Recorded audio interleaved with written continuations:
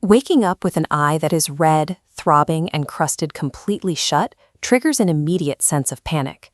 The medical term for this inflammation is conjunctivitis, a condition that takes its name from the specific tissue it affects. This tissue is the conjunctiva, a thin, clear membrane lining the inner eyelids and covering the sclera, or the white part of the eye.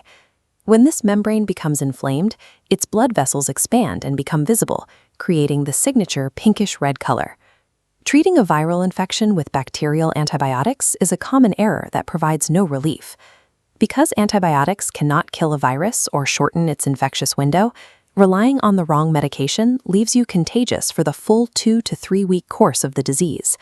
Recovery depends entirely on identifying the specific trigger, from infectious pathogens to environmental irritants. A diagnostic flowchart helps categorize the source of the irritation based on your accompanying symptoms.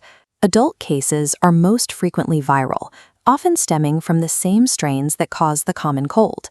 These infections produce a watery discharge and often coincide with systemic symptoms like a sore throat, swollen glands, or a runny nose. Bacterial conjunctivitis is a different branch entirely and is the leading cause of the infection in children. This version produces a thick discharge, yellow, white, or green, that typically glues the eyelids together overnight.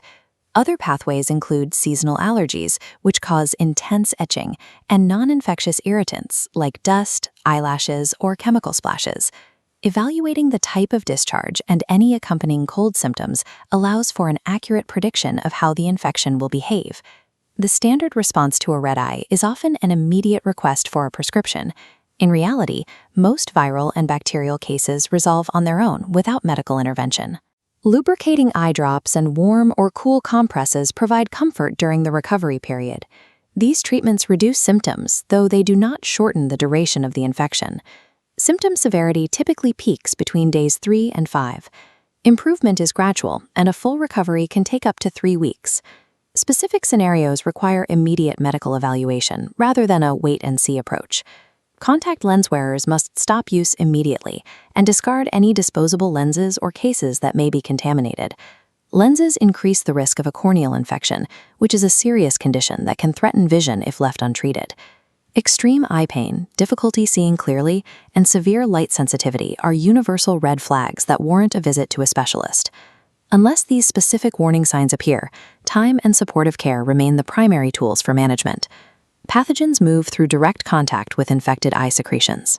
The transmission loop begins when an infected person touches their eye, and then a shared surface, like a doorknob or a towel, where the virus or bacteria can be picked up by others.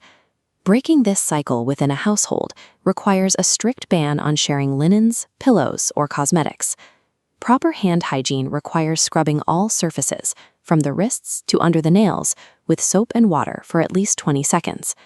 When applying eye drops, maintain a distance between the bottle tip and the eye. Any contact with the infected surface can contaminate the entire bottle.